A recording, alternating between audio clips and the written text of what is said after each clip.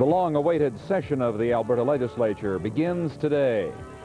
Investigators continue their work on the TWA terrorist case. Tonight, we'll give a cheer for Queen Elizabeth High School and check in on the Oilers and Flames in a bit of a chippy contest in Calgary tonight.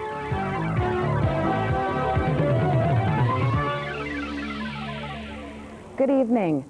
Alberta MLAs were back in the legislature today for the first time in almost a year, and it was right down to business. The government unveiled more details of its $2 billion farm credit program, and the opposition demanded help for the struggling oil industry. Bob McLaughlin reports.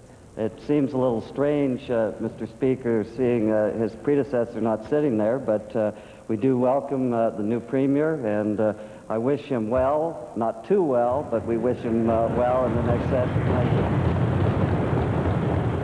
you. With handshakes, smiles, and formalities aside, the opposition wasted little time today criticizing the government over its reaction to the slide in oil prices.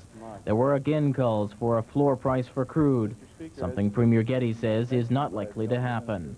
That is not an option which we list high on our list of options, although, as I've said before, and the Honourable Minister of Energy has said, we are not ruling out anything. The government also unveiled more details of its $2 billion farm credit assistance program. It will offer loans of up to $200,000 for farmers at 9% interest over 20 years. It will be universal, will cover all farmers, and we are also attempting to do all that we can to do it with the minimum of paperwork or red tape involved. But there are still questions as to where financing for the program will come from. Treasurer Lou Heineman says the majority will come from the Heritage Fund, but other sources will be sought out as well.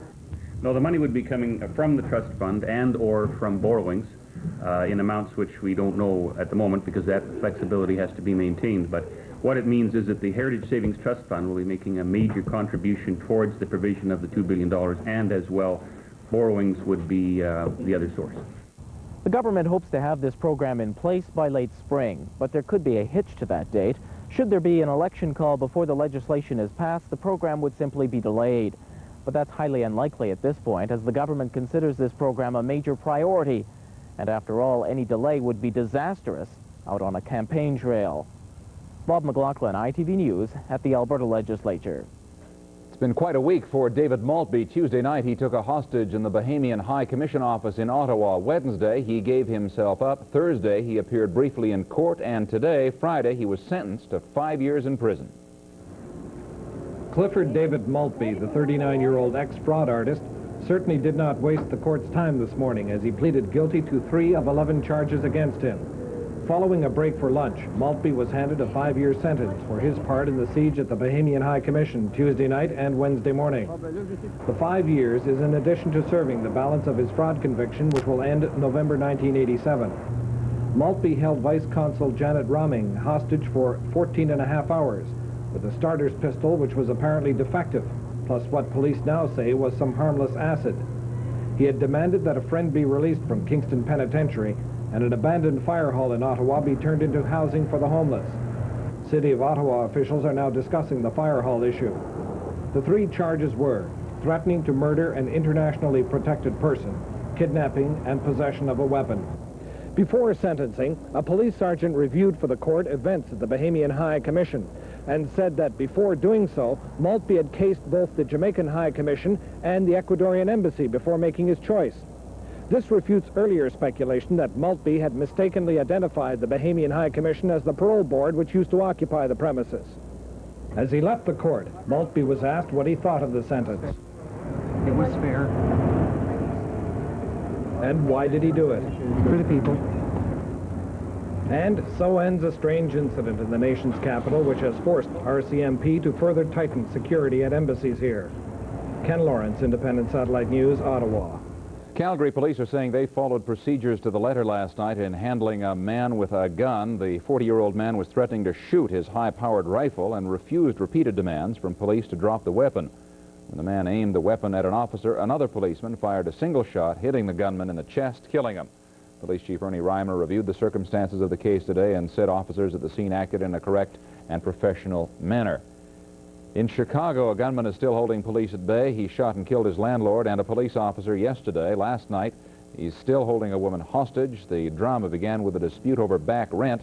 Police have the apartment surrounded, are waiting it out. The gunman stayed up all night last night and appears to be getting somewhat tired. Two Lebanese terrorist groups are claiming responsibility for Monday's Mexicana plane crash. 166 people died when the jet slammed into the side of the mountain, including 3 Canadians. The group said they caused the crash, but did not say how. They said they did it in retaliation for American actions against Libya. The prime suspect in the TWA bombing says she didn't have anything to do with the attack and will sue anyone who says she did. In a statement delivered to Western news agencies in Lebanon, May Mansour said she did not plant the bomb. Authorities are not buying her story, though, and she remains the #1 suspect. We have a number of reports on the investigation, beginning in Athens. Damaged plane remained at Athens airport. Greek sources said the alleged terrorist Mansour had been the last passenger to board it in Cairo. They said she had been in a hurry and her hand luggage was not checked thoroughly in Cairo. FBI and FAA investigators spent hours in TWA offices at the Athens airport. TWA officials were repeatedly questioned about their security. Sources said the airline told investigators it had followed all of its security procedures, but obviously there were shortcomings. As the probe continued, the incident had an impact on TWA operations. We won't be flying the Cairo-Rome-Athens route probably for 2 or 3 more days. All 3 airports came under growing suspicion of lax security. According to police sources, Mansour brought explosives through Cairo airport. She got off the plane in Athens and went on to Beirut. The bomb stayed on the plane at Athens airport. Then the plane went on to Rome. Again, the bomb stayed on board at Rome airport as passengers from New York boarded. It exploded returning to Athens. Officials in each country denied that their airports were to blame. Greece's foreign minister attacked the press. There's a state of hysteria, therefore, being created around the whole matter. And despite the fact that acts of terrorism do take place in the United States and elsewhere, here in the area of Europe, a state of hysteria has been created. And this, as I said, is detrimental to Greek tourism in the Mediterranean countries as a whole, and in Europe. Despite allegations that explosives had been aboard a plane at Athens airport, the terminal continued to do a brisk business in foreign tourists. TWA and federal aviation officials now have to decide whether it is possible to take any further security measures so that American travelers may pass safely through Cairo, Rome, and Athens airports. Anthony Collins, CNN, Athens. American investigators are continuing to pursue every possible lead in the TWA explosion. No conclusions have been reached as to who may have been involved. It will take time to investigate the evidence and reach those conclusions. The U.S. has nothing to say publicly about May Elias Mansour, considered a prime suspect by European investigators. And officials here still have not ruled out the possible involvement of terrorist Abu Nidal, who last week vowed revenge for the U.S. confrontation with Libya in the Gulf of Sidra. They have also not ruled out a link with Libyan strongman Muammar Gaddafi, who experts say bankrolls and trains a network of Middle East terrorists.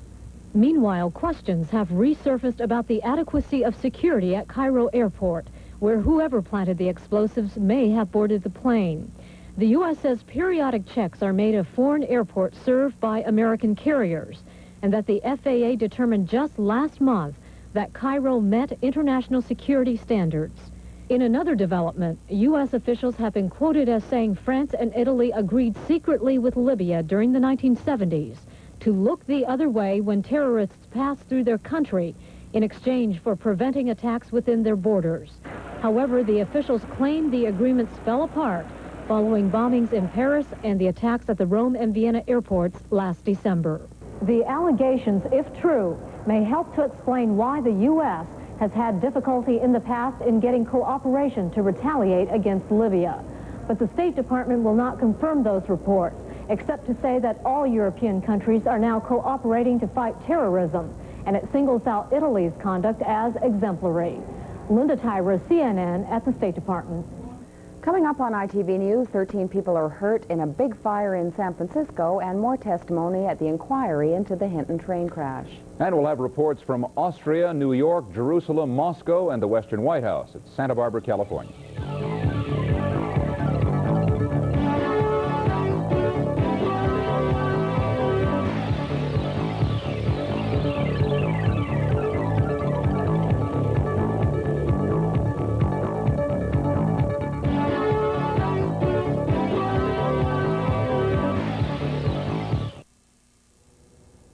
An explosion rocked a sprawling warehouse in San Francisco late this afternoon, starting a huge fire. At least 13 people were hurt, some of them seriously, and there may be fatalities as well. Authorities are not sure how many people were inside the building at the time and are afraid some people may have been trapped. Witnesses heard a huge explosion and saw a giant gray mushroom cloud. Within 60 seconds, they say, 80 shops in this block-long industrial park were on fire. There was about 4 or 5 people laying on the street injured up there. There's about another half a dozen down here laying in the street that were also injured. They dragged themselves out or have been dragged out. Everything just went. Walls came crashing down. It was a very big explosion. The whole complex just blew up. We lost one of our men. Ambulances were on the scene almost immediately. Of the first 12 people taken away, 9 appeared very seriously burned. Some here thought the fire started in a cabinet shop that had been stocked floor to ceiling with varnishes and paint. A 5-alarm fire brings out every available person. 40% of San Francisco's firefighting capacity is on the lines of this fire. It will be late in the night before firefighters can actually determine how many people were in the complex when it exploded and how many of them made it out alive. Greg Lefebvre, CNN, San Francisco. The inquiry into the Hinton train disaster has heard testimony that for the first time suggests the freight train crew was responsible for the crash. CN's chief engineer inspected the track just hours after the collision and testified although the switch was lined for the passenger train, the freight train continued to barrel through, damaging the track. Linda Steele reports. The inquiry was shown several photos of the damaged track taken only hours after the collision. The pictures show the switching mechanism at Dalehurst twisted after being run by freight train number 413. CN's chief engineer told the commission today there was no doubt in his mind that the damage was caused before the actual collision occurred, not as a result of any recovery efforts. There is absolutely no doubt that the points were in the reverse position. And then the issue of rigging the dead man's pedal was raised. It's a safety device designed to automatically brake the train should something happen to the front-end crew members. The inquiry has already heard testimony that workers often jam the device to make it act as a form of cruise control. Whatever the designer had in mind, it accommodates nicely any little package that one would want to put on its surface, which would have the effect of depressing it. A lunchbox, a suitcase, whatever. Is that a question? Yes. Yes, that's true. CN continues to maintain that this crash was the result of human failure, and while today's testimony might seem to corroborate that claim, the inquiry continues to hear stories of radio and signal malfunctions, factors which may have contributed to the incident. Linda Steele, ITV News. It's a good news, bad news story on the unemployment figures for March. Nationally, the jobless rate fell to a 4-year low of 9.6%. But here in Edmonton, the rate was up nearly a point to 12%. The problem here could worsen if oil prices continue to fall. The Alberta Union of Provincial Employees has fired another member of its own staff for taking part in a wildcat walkout. A total of 10 people, all of them union negotiators, have been dismissed since the illegal strike began 3 weeks ago. The AUPE has offered to reinstate the fired negotiators, but only if they agree to 60-day suspensions without pay. They've refused so far, and the strike continues. Edmonton's Mackenzie Health Sciences Center is finally finished. It cost $410 million and was a long time in the works, but officials are calling it the most technologically advanced facility in the world. Ross McLaughlin reports.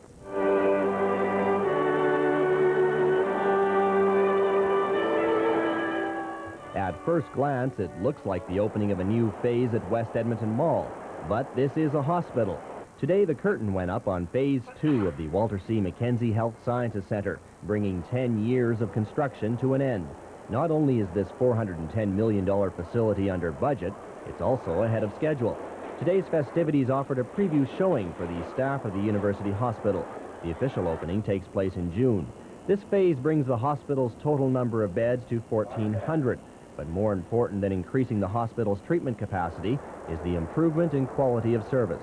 All the latest technology is in it, but not only that, it's been built with what's called an interstitial space between each floor, which will permit alterations in the future at minimum cost to keep it up to date as new technology comes along. It'll be possible to accommodate new things, and it's designed with the idea it'll be here for 100 years.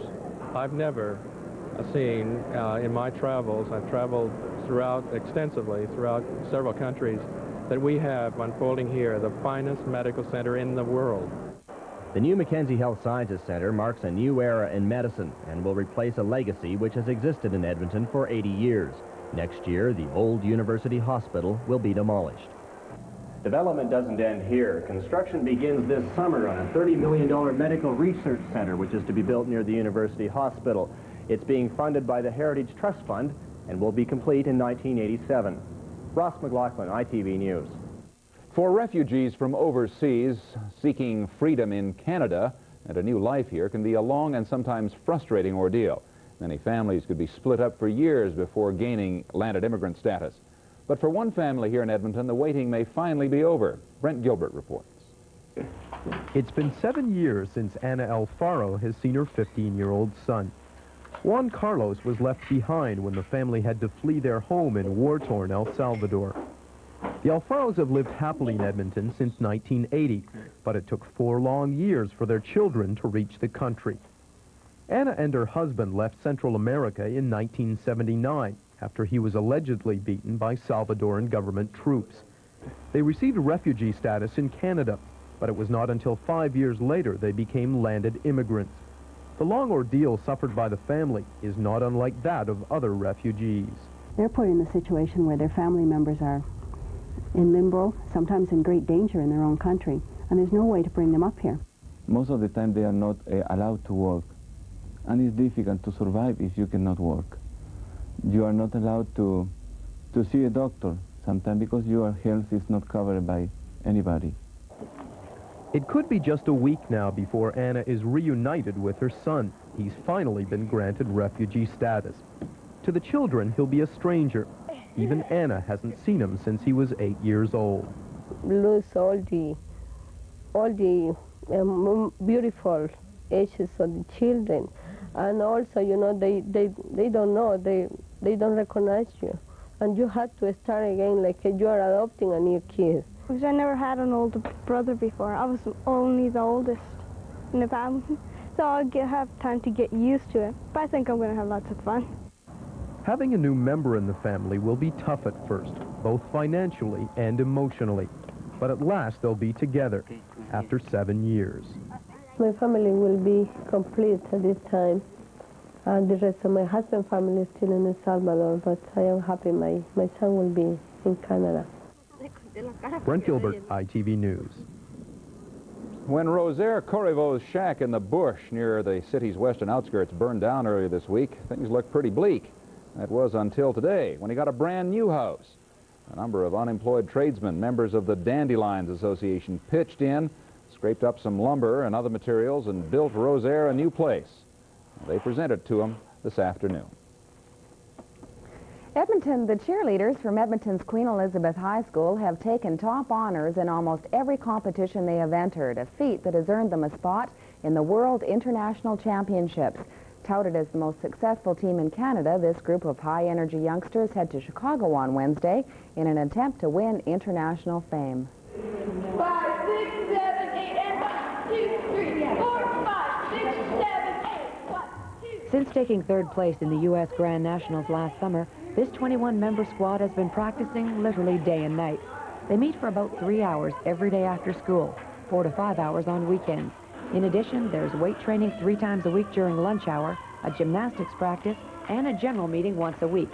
Every day of their spring break has been spent in this gym, and not without heartache.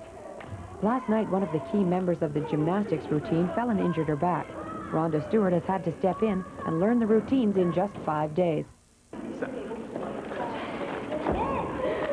Good. Okay, as soon as you land, okay, you're here, you go. 1, 2, 3, 4. You hook up. As tough as you make it pretty well. If you make it tough, yeah, it will be. But I think I can pretty well get it together. The trip to Chicago is costing about $24,000, but fundraising is old hat to these kids. In the 3 years they've been together, they've managed to raise about $40,000 a year. All of the kids on the team have their moms and dads come out. They work bingos. We've worked numerous bingos over the last 2 years. We sold citrus fruit. We had a fashion show. And throughout the entire time that we've been cheerleading, they're always selling something. So it's a constant fun blitz. The team has put in about 100 hours in the past month working toward the final, but I'll say it's worth every minute. Well, it gets me in shape, and I think I would be lost without it. I would rather be in it than watching, you know, and it's fun. It's exciting being, you know, up there and everything. There'll be about 70 teams competing against the Edmonton crew. It'll be a tough battle. Some pretty tough competition. They've been practicing probably longer than we have. And their stunts and pyramids are probably a lot more dangerous because they've been at it longer. But we stand a good chance.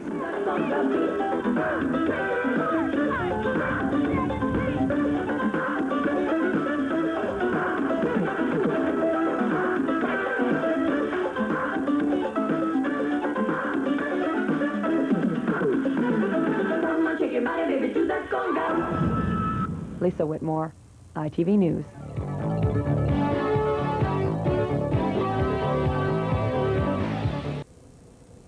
Israel has asked for and will receive the file on former UN Secretary General Kurt Waldheim. The file is stored by the UN War Crimes Commission. Waldheim is accused of collaborating with the Nazis during World War II, a charge he denies. Waldheim held his first news conference since the storm broke over his wartime past a month ago. The World Jewish Congress in New York maintains Waldheim was a senior intelligence officer on the staff of a Nazi war criminal. The accusations are based on documents in the National Archives in Washington, D.C. But Waldheim says the charges have fallen like a pack of cards, the result of a smear campaign against his candidacy in the Austrian presidential election May 4th.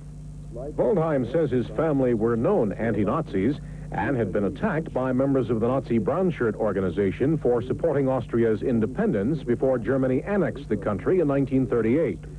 Charges against Waldheim seem to have multiplied in recent weeks, and in an earlier interview Friday specifically denied charges by the World Jewish Congress that he carried out interrogations leading to the killing of 5,000 Yugoslavian partisans and that he knew of the deportation of Greek Jews to concentration camps.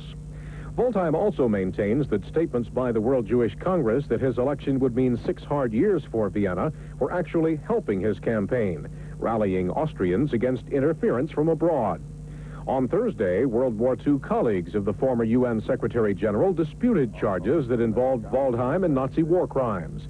The allegations were also discounted by former Austrian Chancellor Bruno Kreisky, himself a Jew.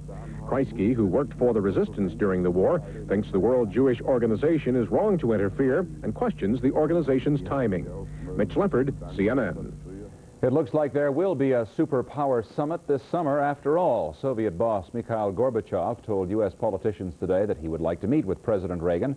The White House is encouraged by the response. It wants a second summit. American congressman met with Soviet leader Mikhail Gorbachev in the Kremlin. Representative Dante Fascell, a Florida Democrat, and William Broomfield, a Michigan Republican, came away convinced that Gorbachev wants a summit meeting with President Reagan in Washington this year. They said that Gorbachev wants substantive agreements at the meeting, but that he gave them no indication of just what those agreements should be. In the past, the Soviet leader has said that a summit must produce agreements on limiting nuclear arms. The American said that he did not make that clear in his meeting. After Fascell, chairman of the House Foreign Affairs Committee, and Broomfield, senior Republican member, left the Kremlin, American Ambassador Arthur Hartman met with Soviet Foreign Minister Edward Shevardnadze. There was no indication of what they talked about. Stuart Lurie, CNN, Moscow.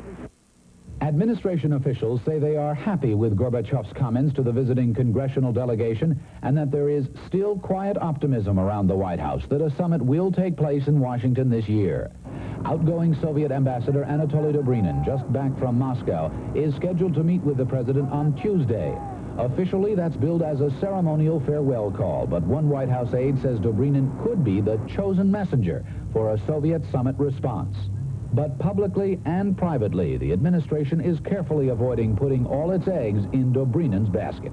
I cannot speculate about what he might or might not be bringing, but I think you've heard it reiterated more than once that the United States feels that the Soviets should respond to the expectation of a summit here in the United States this year. A senior administration official says the belief is that the Soviets still want a second summit, to further their image before the world, if for no other reason. Assistant Secretary of Defense Richard Pearl says on the subject of a second summit, there were no strings attached. The agreement was not that we'd have a summit if or a summit when. The agreement was that we would have a summit this year in the United States and next year in the Soviet Union. And I would expect General Secretary Gorbachev would not simply renege on that commitment. Amid all this summit talk, there are reports that another American nuclear test will occur just as the President and Dobrynin are meeting. A White House aide says those tests are scheduled long in advance and are not intended as a message of any sort. But the President has shown through continued nuclear testing, showdowns in the Mideast and Central America, and continued Star Wars research that he has not changed his basic attitude since the last summit. The administration is clearly trying to convey the message now that the burden of a second summit rests squarely on the Soviets' shoulders. Says one White House aide, the Soviets must realize that the public impression now is they're dragging their feet. Frank Sesno, CNN, with the President in Santa Barbara. A coalition of multiracial groups is meeting in South Africa to try to find a way to reform the apartheid system. What they decide might not have much of an impact, though. Several key anti-apartheid groups have refused to take part. Indaba is the Zulu word for a serious talk, and that's exactly what the representatives of more than 30 organizations were getting down to at the Durban Town Hall this morning. The start of an experiment in power sharing unique in South Africa. For the next 3 weeks, these men, who represent big business, local government, and a wide range of different political organizations, will try and lay the groundwork for multiracial power sharing in the province of Natal, building what they hope will be a model for peaceful change for the rest of South Africa. The rolling hills of Natal are home for the country's largest tribe, the Zulus. They live in a jigsaw puzzle empire of scattered enclaves that make up the so-called homeland of KwaZulu. And it's long been the dream of the Zulu leader, Chief Gatsha Buthelezi, that one day black homeland and white Natal will merge into one. From the chief, a voice for compromise, prepared to shelve black demands for one man, one vote in a bid to get the talks started. He sees the Indaba as a blueprint for change in other parts of South Africa. I think that it is ideal that if we succeed here, we were so multiracial, we're so cosmopolitan here, that if we succeed here, one should have every hope that a similar arrangement, even if it's not a replica of this, would succeed elsewhere. The Indaba is not without its critics. These are, or were, the offices of Professor Lawrence Schlemmer, architect of the conference, firebombed last week in an attempt to cancel the Indaba. Critics, too, out in the townships, where members of Buthelesi's Inkatha political movement have clashed violently with young black radicals. Inkatha's presence only reinforces fears among anti-apartheid organizers that should the Indaba succeed, it would merely replace the face of the white Afrikaner with that of the black Zulu. And they'll have nothing to do with the Indaba. What is going to work in South Africa is that which is going to have the endorsement of all South Africans throughout the whole of South Africa. This Indaba does not have that possibility. So as delegates arrived this morning, the UDF, the most influential anti-apartheid organization, stayed away. So did its trade union affiliates. Among the organizations represented here, there is a genuine commitment to peaceful change in the province of Natal. But without the participation of leading black anti-apartheid organizations, any deal concluded here will not have the support of the people whose political aspirations today's Indaba is meant to satisfy. Peter Sharp in Durban. Here, and that usually means bad weather, but I think it's going to be an exception this weekend. Here's Bill. You betcha, Nancy. Good evening, everyone, and welcome once again to the weather map. Welcome to the second warmest place in Canada. Ah, yes.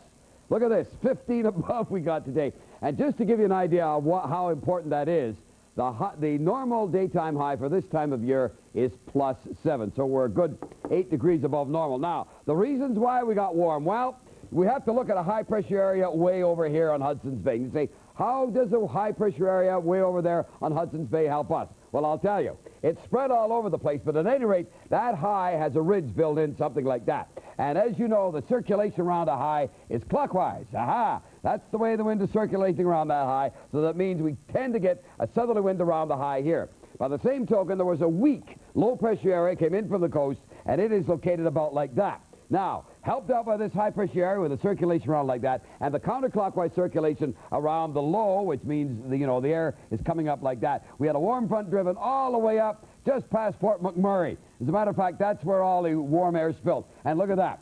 The high temperature in Fort McMurray, 15 today. Now, that is truly remarkable, and they don't get that every year up there, I'll tell you. At any rate, this low-pressure area, by the same token, bringing in slightly cooler air like this, and that generates a cold front which comes down there. As you can see, the temperatures here are a little cooler. As a matter of fact, Vancouver, was 5 degrees cooler than we were today. Now, what's going to happen to this low? Nothing's going to happen to that low. It's just going to go up here and expire in the fastnesses of southern Saskatchewan, or northern Saskatchewan. Now, tomorrow, there's a low-pressure area sitting up here. It hasn't got any fronts. It's an upper low-pressure area, and we don't know what to do about it. The only thing that is happening is that this low-pressure area is making the air unstable. Unstable, you say? Well, unstable air is what causes thunderstorms. It means that the temperature drop-off with height is too fast. Now, there's a normal temperature drop-off, you know, a normal lapse rate. Then there is a steep lapse rate. Then there is supersaturated lapse rates. And then there are supersaturated adiabatic lapse rates. But never mind about that. All we're getting up here is unstable air, which means this. Here's the ground here. And in normal summertime, you know, the sun shines and it heats up the air on the ground. The air rises until it hits very cold air aloft, and then you get a cloud, you know, a little cumulus cloud. And if that lapse rate is still that bad, you'll get a top on that thing and you'll get a thunderstorm. That's how thunderstorms are formed, and that's why you only get thunderstorms in the summertime, because you got to get a great temperature difference between the ground and what's above. All right. That's what we have here. We have unstable air. And there's all kinds of cloud in through here, and it's raining along here. And this thing is going to come right about like that because there's nothing here. There's no, Idaho high to stop it. And what it's going to do is bring in all kinds of cloud tomorrow. And everybody will say, oh, my gosh, what are we going to do? Nothing's going to happen. There's not going to be any rain. Oh, there may be a little bit up here, but who cares? It's not going to bother anybody. We can still get our chores done around the yard and things like that. At any rate, let's take a look at our satellite map, our eye in the sky. And, of course, immediately you see the most spectacular thing right here. There's that low-pressure area, and you can almost see all the warm air streaming up from Southern California all the way up there, like that. And here's where we get the 15s and the 16s and everything like that. And even in Saskatchewan, they were getting some very warm temperatures, too. And here, what monster is this come shambling forth to be born? Well, that's that area I was telling you about. That's going to come in tomorrow. Now, on Sunday, there's a high-pressure area down here, which is going to move in and destroy anything that tries to hit Alberta. Consequently, Sunday is going to be nice and sunny. Tomorrow, or tonight, a few clouds and +2. Tomorrow, it's going to be cloudy practically all day, but the temperature is going to get all the way up to +12. That's the weather for right now. Back to Nancy. Thanks, Bill. Back with the business review right after this.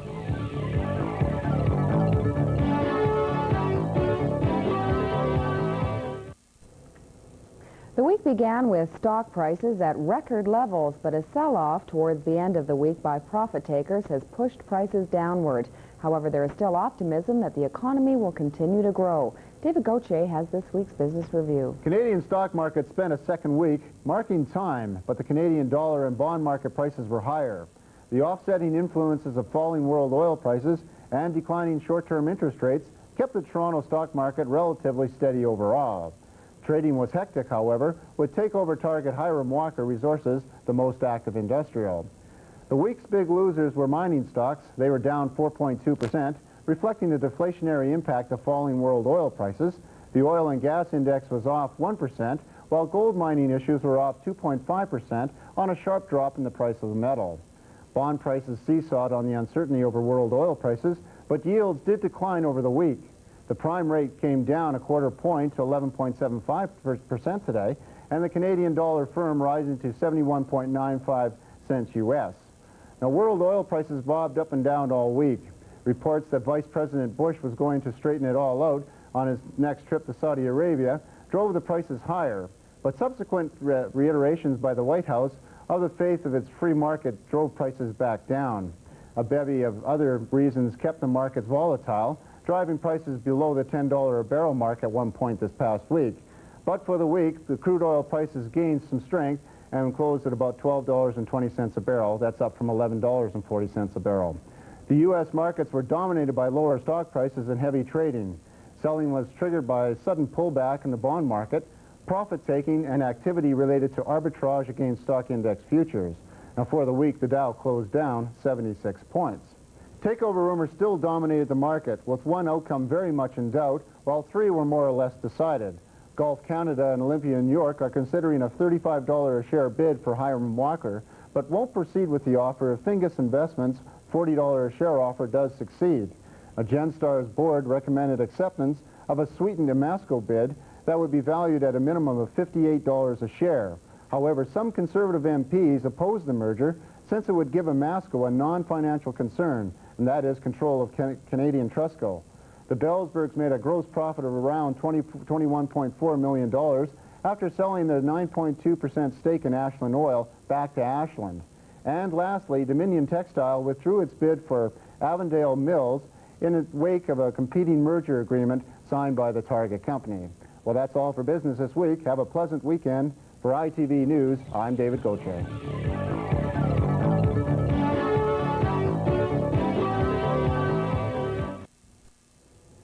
Friday night fight night at the Calgary Saddledome. As billed, here's Mike English. Well, another wild night in Cowtown as the Oilers and the Flames met in round 8 this season of the Battle of Alberta, one of the most one-sided battles in the history of armed combat. Tonight, though, the Flames managed to make the war a little less one-sided in a brawl-filled contest, particularly near the end of the game. But what can you expect when a line of Tim Hunter, Nick Fotiu, and Neil Sheehy lines up against McClellan, McSorley, and Semenko? In the end, it was the Flames winning and winning big 9-3. The game saw Glenn Sather tossed out in the second period, numerous fights on the ice and off it. It's hardly what you would call a class act, just a typical Edmonton Flames game in Calgary. A look at the highlights tonight, and there were quite a few of them. In the first period, the Oilers playing shorthanded at this point. Joey Mullen will give the Flames a 1-0 lead. Yari Curry will score his 66th goal of the season to tie the game on the power play, making the score 1-1 after one period of play. A beautiful setup by Gretzky. In the second period, Joey Mullen will get his second of the game.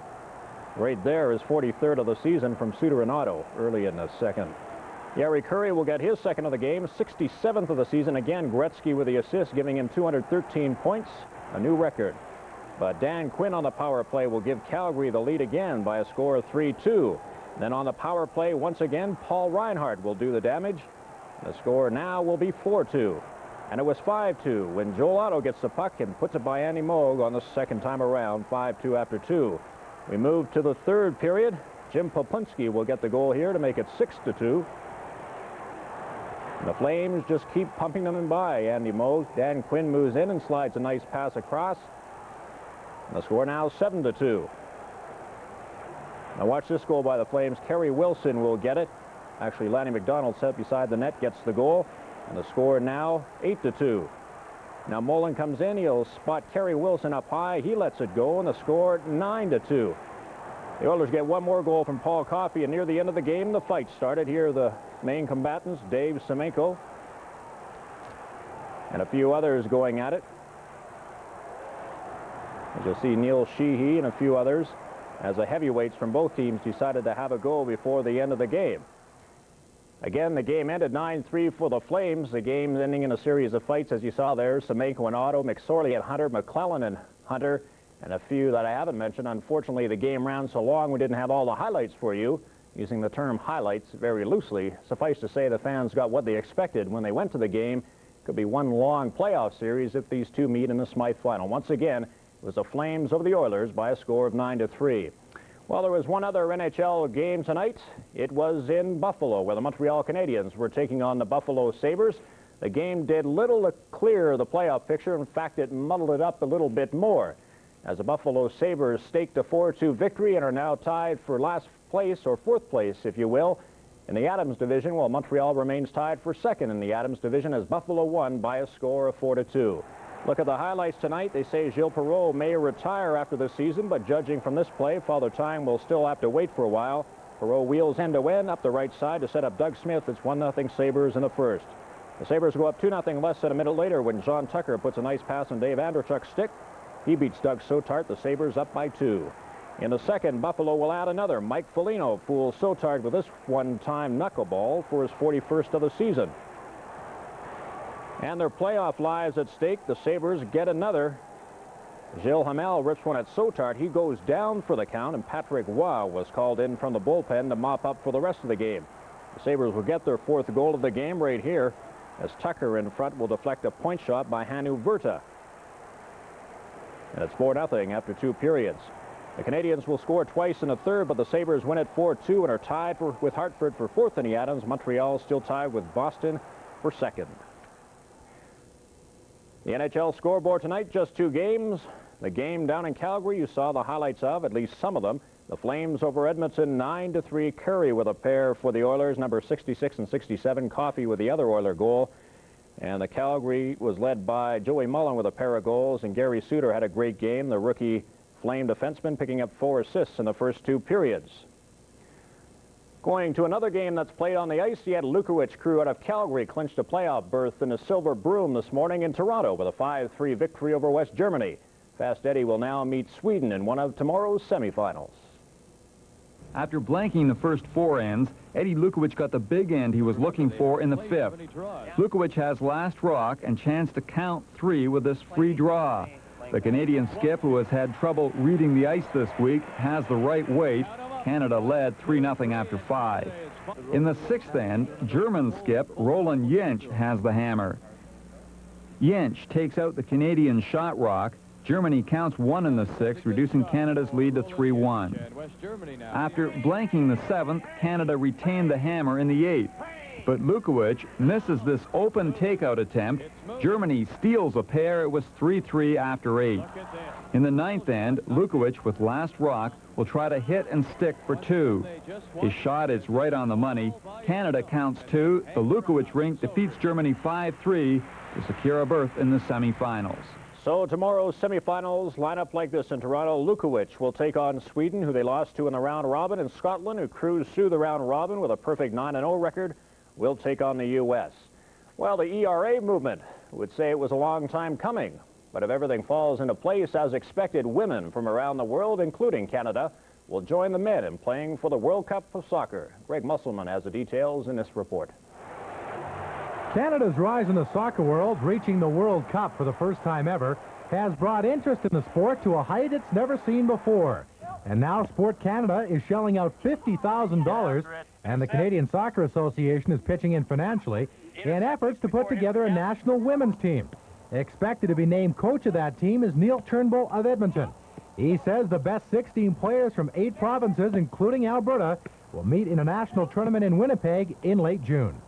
After the tournament is held, the top 24 women's players will be kept back for 3 days of training, and from those 24 players, another 16 will be selected to represent Canada in an international competition, 2-game competition in Minneapolis, Minnesota.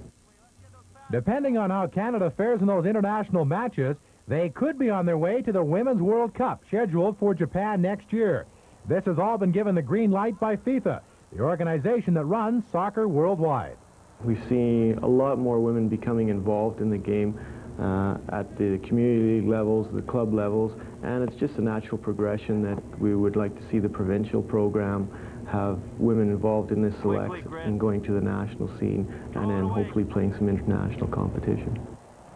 Turnbull is expected to be named coach officially this weekend. His first task will be selecting the top female players in Alberta, and that will be done in mid-June. Greg Musselman, ITV Sports. And moving on to baseball, when the Detroit Tigers won it all in 1984, there was talk of a dynasty in the Motor City. But the only dynasty Detroit saw was on television with Alexis and Crystal and all the gang. In 1985, the wheels came off, and it's hoped 1986 will offer something a little more positive. For the second year in a row, the Detroit Tigers avoided a September pennant race. But instead of winning the division by 15 games, they were 15 games behind. I think the biggest reason was the Toronto and New York Yankees. You know, when you win 99 and 97, there's no question in my mind that they were better. Toronto just was outstanding. If we'd have played at our very best, like we did in 84, we wouldn't have beat Toronto last year. That's how well they played. The fast start by the Tigers in 84 and the Blue Jays in 85 proved that pennants aren't always won in September, especially in the American League East, where a slow start can put you in the back of the pack. There's an old baseball axiom that the team in first place on the 4th of July will be in first place at the end of the year. In recent years, you can move the calendar up to the first month of the season, where the 1985 Toronto Blue Jays were in first place, as were the 1984 Detroit Tigers, as well as the 1983 world champion Baltimore Orioles. It puts new meaning on spring training. Well, in the past, it meant little if you won and even less if you lost. We know that there's at least five teams capable of winning 100 games in this division, and you got to, the start is all important because it gives you a good frame of mind, too. If you start playing good baseball, then that's going to continue. When you start from behind and have to play catch-up all the time, you got to hope that when you're hot, that other team slows down a little bit, and sometimes that hasn't happened. Darrell Evans became the oldest player to lead the league in homers. When at 38, he hit 40. But Alan Trammell's batting average fell from 314 to just 258. And Willie Hernandez, who was invincible in '84 when he won Cy Young and MVP honors, proved he was human, picking up 10 of the Tigers' 77 losses. The Tigers avoided their biggest loss by re-signing free agent Kirk Gibson. With a 287 batting average, 29 home runs, and 97 runs batted in, Gibson was the heart of the team. Right fielder could have transplanted to another city, but under baseball's new austerity policies, he did not receive a worthy offer. I'm back here, and all that's behind me. I don't hold any bitterness. I can honestly say I wish it turned out differently, and that the rules of the game weren't changed during the game, but it all happened, and it's behind me. Craig Sager, CNN, Lakeland, Florida. And that's it for Sports Doug. Thank you, Mike. We'll be right back.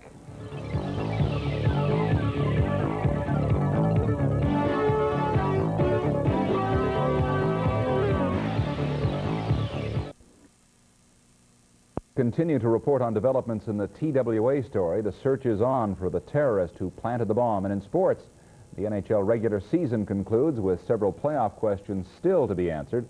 And as the finals of the World Curling Championships are set for the weekend, Canada is involved. They managed to squeak into the playoffs today. Thanks for joining us. Have a nice weekend. Good night. Good night.